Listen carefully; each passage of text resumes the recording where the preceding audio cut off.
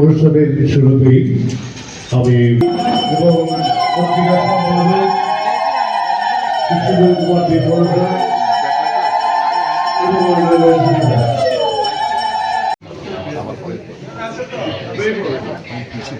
যে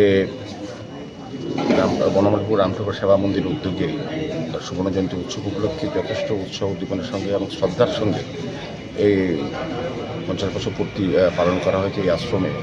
এবং এটা আমি কালকে নিজেও যিনি মহারাজ যে কালীপতি সঙ্গে নিয়ে আমরা যখন বেরিয়েছি, হাজার হাজার, এটা আমার দেখার মধ্যে রামঠাকুর আশ্রমের প্রথম সমস্ত যে মন্দিরগুলি সারা রাজ্যে সমস্ত লোক অংশগ্রহণ, প্রায় 10,000 উপর লোক হয়েছে। এটা আমার খুব ভালো লেগেছে এবং এটা অত্যন্ত প্রয়োজনীয়। এখন সারা পৃথিবীতে আমাদের প্রতিবেশী রাষ্ট্রেও সনাতন ধর্মকে আক্রমণ করা হচ্ছে।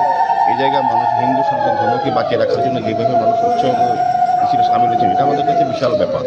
আর আমি বলবো রামঠাকুর সেবা মন্দির আজকে তাদের কর্মসূচির অঙ্গ হিসেবে রক্তদান উৎসবের আয়োজন করেছে, কারণ আমরা জানি সেবাই ধর্ম।